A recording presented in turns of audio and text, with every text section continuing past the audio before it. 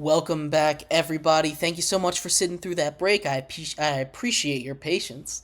Uh, if you are just tuning in, this is our fourth and final segment of the day. So sad. But you missed a good show. We talked in our first segment about Nikola Jokic and his historic night. Second segment, we did our second installment of MLB offseason files, this time about the Washington Nationals. Talked a little bit about them. And we just finished covering hockey. Debut hockey segment. We talked about Austin Matthews, his streak, Nathan McKinnon, and who should win the MVP. So go check those out. Those will be on YouTube. But remember, before we get into this segment, we'll be talking about NIL, the new ruling that just came out about 45 minutes ago now, and the ripple effects that it might have, not just in college sports, but in professional sports maybe as well. Remember that if you would like to be a bigger part of the show, can leave a tip or donation by going to streamelements.com/GSMCSportsNetwork./tip. You can leave a message with that donation. It'll scroll across the bottom of the screen, and it'll be there for everyone to see. You, me, the entire world, your parents.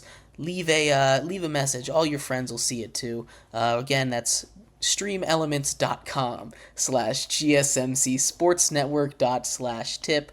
We appreciate anything you give. Like I said, we have a big final segment for you, and it's just 3 letters. NIL.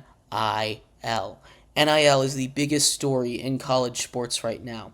It's the biggest story, it's the biggest change to the college game. It challenges the whole amateurism aspect of it, right? And that's really what the NCAA exists to have, amateur athletes. And the NIL, while I certainly agree that athletes should be paid or should be allowed to get paid to use their name, image, and likeness, I feel like that's just common sense. You know, if you want to if someone wants you to endorse their product, you should be allowed to endorse their product. You know, there's no rules against Wendy's picking me to be in their commercial. Why should there be rules for a D1 athlete or an NCAA athlete, from doing it? You know? So, very common sense, but there's also a world where it can go wrong, right? And this is a world where it's a part of recruiting. And it is always going to be a part of that. Don't get me wrong. I know that's the game. I know that NIL, recruiting, they kind of go hand in hand. They're kind of intertwined. It's tough to separate them without causing a break, right? So we want to look at this and we want to be fair. This is obviously new. This is a new thing, come out just a couple years ago. And we want to set this so that it'll not only help college athletes, but not hurt them, because you can have it help these star of star athletes. Like NIL, people like Caleb Williams and Caitlin Clark are loving NIL. They are making boatloads of money off of these deals. And that's awesome for them. Go get your bag. Go get your money. I am so happy for you. But what it's not doing is it's not helping college volleyball players. It's not helping swim and dive teams, There's so many other aspects that makes it so much more complicated than we should pay the college players. Because in a lot of ways they kind of do get paid. They get paid in scholarships. They're not having to pay for school. So there's ups and downs to all of this. But there was a ruling that came out earlier today. Tennessee and Virginia are suing the NCAA, basically saying, hey, you can't get us in trouble for this. And the courts came back today and they said, yep, that's right. You can use NIL money to help recruit. You're not allowed to stop them.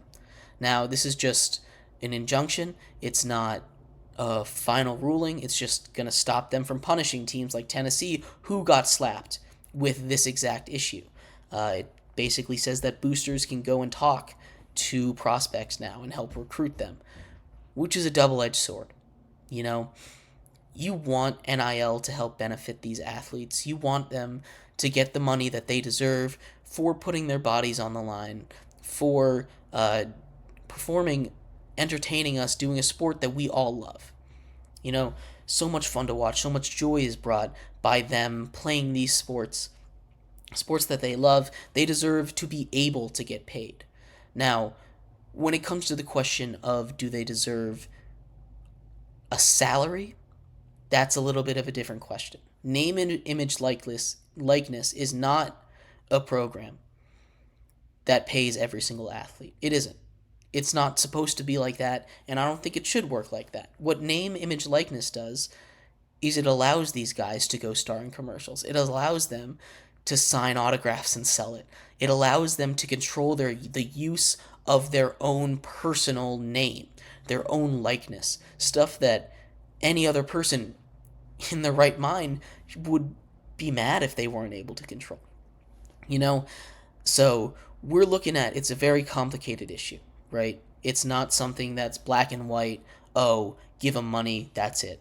There's a lot of laws. This isn't just about sports. This is when you get into lawmaking and politics and lawyering and the judicial system and all that fancy stuff. All that fancy stuff that's way over my head. But this is the time, because this is the formation of it. This is when we're going to figure out the quirks, the issues, and we're going to iron it out. Now, it's never going to be perfect. Nothing in this world is perfect. There's always some kind of issue with it. But we can at least try and iron the bumps out so that they're few and far between. So when we are looking at NIL, obviously this ruling came out and it's basically allowing you to recruit using NIL, which is a slippery slope. Again, we get into a lot of slippery slopes here in our fourth segments, because there's a lot of ways it could go bad. You don't want to get to the point where college students are relying on super rich people to pay them. And I mean, you know what? Honestly, it doesn't matter that much. If rich people want to, if these boosters want to come in and spend on an athlete, let them do it. Let them pay those guys. They deserve their money. But if it's going to take away from, if it's going to hurt some of these smaller programs, which it is, recruiting, it always was like this. You know, this time it's just out in the open. So it's a little better now that it's transparent. We're all about transparency here on Sports by GSMC Podcast Network. We're big fans of transparency. So there's a lot of ways that this could go good. And I love NIL. I want that to be very clear. I know I'm talking a little bit of smack on it, but I'm a big fan of it. It's common sense, at least in theory. And that's the thing. In theory. There's a lot that could go wrong, but there's a lot that could go really right. And I'd love to hear your guys' thoughts on NIL. I know it's a new issue, and I know it's hotly contested around every college sport. We talked a little bit about how it could affect the G League on the basketball podcast that I was on earlier today. And it really is an interesting question, because if these athletes are getting paid, what's the downside to going to school, right? And he's right. What is the downside to going to school? You get an education, you get paid, and you get put in that college culture that I would recommend to anyone. I mean, it's not something you have to do, but it's something that you miss out on if you just go straight into the workforce, straight into the G League, for instance. So, yeah, I'd love to hear your guys' thoughts on the NIL, everything that's happening with it, and the ruling. I think that it's good. I think this ruling is good, straight up. I think getting rid of punishments just for paying someone, because the issue is they're going to try and make this even, and that's going to be impossible to do. So what you want to have happen here with NIL is you just want transparency and you don't want any kind of shady business dealings to go around, because what people were doing is they were creating corporations, fake corporations, to pay these players, and the only reason these corporations existed was to be an NIL fund, was to pay these guys, and that's a little bit shady, and we want everything to be transparent.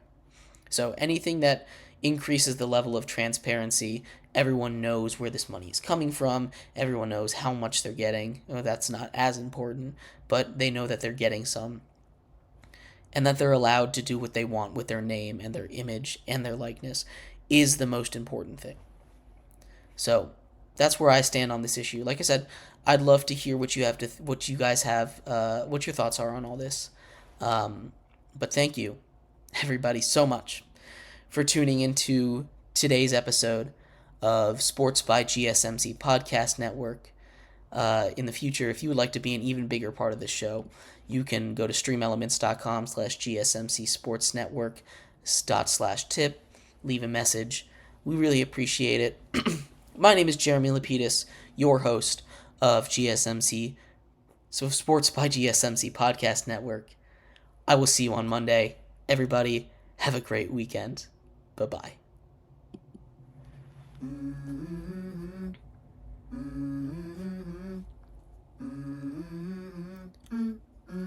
Let's go. I wake up to a little